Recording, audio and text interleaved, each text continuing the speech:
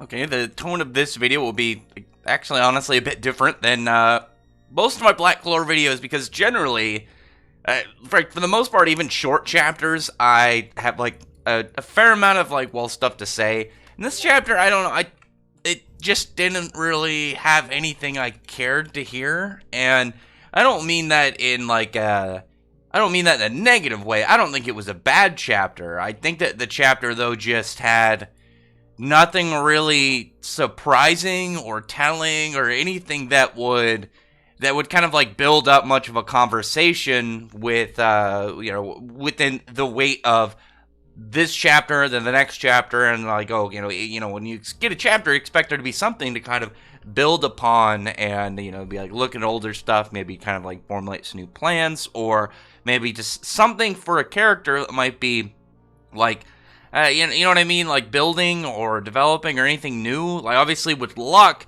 we saw Luck, push forward with true lightning. Now he's got actual lightning, move around at lightning speed. You have Leo, who got like his display of what his thing is going to be like. What exactly is his style of fighting going to be? Because that was one of the things that I was most curious about. That if he was going to be relevant, is like how is his magic going to stand out between Fuego Leon and Mara Leona. We got like he's gonna have some straight large scale AoE with just like environmental effects, which was really cool. Charmy, I figured Charmy would kind of steamroll her opponent. That was very much like foreseeable. When Luck and when Luck and Leo put the level of effort against their opponents like they did, and we know the Dark Disciples, at least right now, the Dark Disciples don't come off as anything other to me than like measuring stick characters. Their existence is just gonna be, okay, yeah, we're gonna have a display. We're gonna show that we're not fodder. We're not like weaklings, but we're like the benchmark of to show like how much these other characters have come, in such a long time. Well, 6 months, but you know what I mean. There was a training period, and the characters all came out stronger after that point. But what I was hoping for with Charmy was to find out like more of the limitations of her abilities, because we've always known Charmy is very strong. Charmy's always been a very useful character. In her base magic, she's got her cotton magic. It's got high like brute force as well as some really good support abilities. And then when she unlocked her food magic, that was a really strong one where it can like consume other magics and then give Charmy buffs for it. I was really hoping for like just like information to tell us like how exactly it works. Like we know the baseline, like okay, yeah, it inhales magic and converts that into just physical power for Charmy.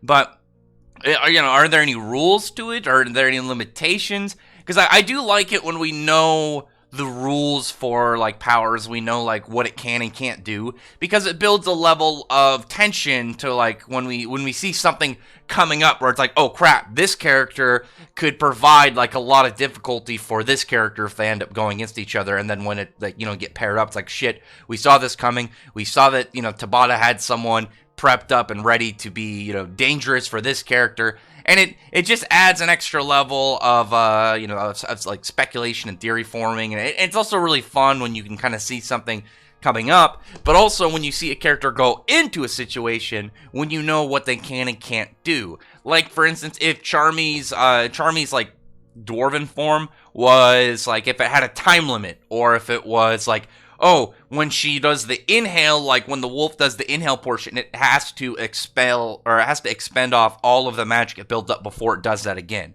Kind of like Kirby, when Kirby inhales a power, it's like, yeah, you can inhale magic, but Charmy has to use all of that absorbed magic before it can do it again. So it's kind of like if you can time when to do it, like if you shot an attack and tricked the wolf into doing the buff, inhaling and then doing it, but it's like, no, I just needed you to get it, inhale that much magic to get you into a false sense of of strength over me, and then I'm gonna take you out before you can inhale more. And so like it's a much lower buff than what it could have been, something like that.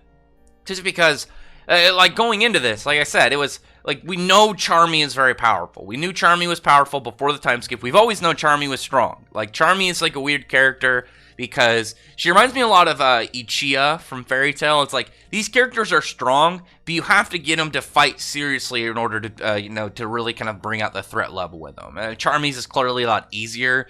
Like the gaps between like Charmy's not nearly as goofy as Ichiya, so it works a lot better for her.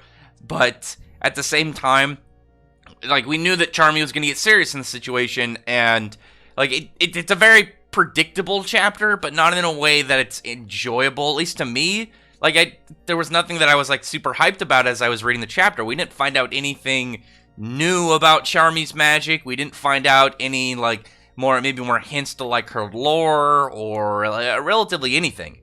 Like, it felt just like a fight thrown in there to build, like, a week gap between what's to come next week, which I can understand that. If you're like, oh, I don't really have anything crazy to put up there, like, from Tabata's view, the only thing he really could have done was maybe give some information, like some weakness or any deeper information of how Charmy's magic really kind of works with her cooking magic. But maybe he's saving that for a different day, to where it'll be against, like, a bigger opponent, like maybe against Vanica. Like, it'd be really cool if after this, Vanica, like, against her fight, Charmy goes to eat, but she can't eat, like, the pure devil portion. She can mess with versions that are like the kind of like watered down, like, little fractions that the Dark Disciples have, but any, like, pure demonic power added onto magic, the wolf can't eat, or something like that. I think that would be really cool. Maybe that's what he's doing. That's why I'm not really into, like, this is a bad chapter, I'm gonna complain. I'm not in that kind of setup. It's more of just like well, I can kind of see maybe what he's doing later, and it's the fact that it feels more of like a chapter that, I don't want to say a filler chapter, but more of just kind of like just like a very straightforward kind of like bulk chapter. It's like an idea of like a filler where it's like, yeah, we want it to be in there, but it's not in the, like, the term that filler people usually use, where it's like, yeah, it's just there. It doesn't really need to provide anything, and it's not even part of the story. But obviously, this is part of the story. This is an important, well, I say important. This is a taxing? No, this is a important. I'll just go with important kind of setup. Like, obviously, the Dark Disciples they're enemies of notice. Like, right now, we don't have any that we can really kind of, like, I don't want to say value to any of the Dark Disciples.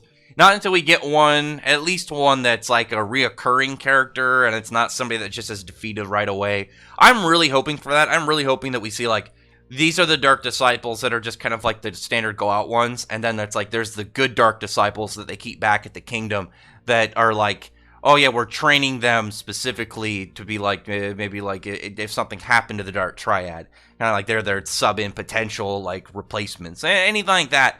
Because I really do want there to be a Dark Disciple, a few of them that are just, like, noteworthy. So, like, at the end of it, not just the Dark Triad, but the Dark Disciples are, there's going to be some that we can look back on and be like, oh, cool, or maybe some will, like, carry on and, be it in a different arc, who knows.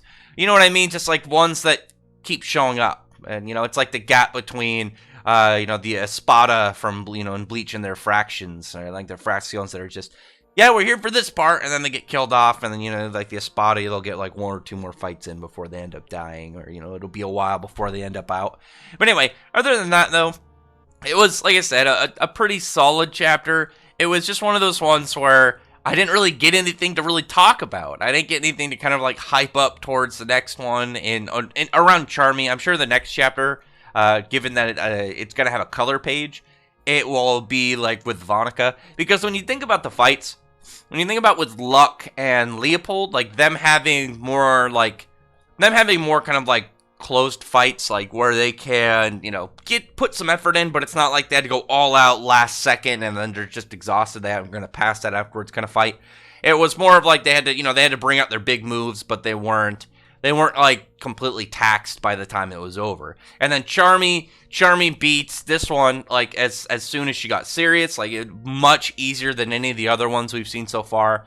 And the other one next, like someone had said that Rill is back in the Clover Kingdom, and which so then I'm curious of the next fight, because I was thinking like Rill just gonna shoot like the last Dark Disciple. Maybe it'll be Gasha, and Gasha will be the one to just step up, and we'll just see him completely no diff one of them, and then that'll be what sets up the fight with Vanica. Who knows? We'll see, because I don't think the next one is going to be much of a fight. I think the last one is I think it's going to have nail magic, just basing off the silhouette we got when the Dark Disciples here were all set out. That I don't think it'll be much of a threat character, and especially if the next chapter is going to be a color page, I'm guessing more big events are going to happen. But other than that, though, comment below. Tell me your thoughts about this chapter. Like, it was just fine to me. I'm sure if you were a Charmy fan, you really just were hyped about seeing, like, what Charmy's cookie magic has kind of grown to. She's got, like, a little extra, like, style to it with, like, all the cookie ingredients, which is cool. I will say, it was cool to see that. But I wanted to see more information about Charmy, you know, her food magic in general. Because it is a weird magic.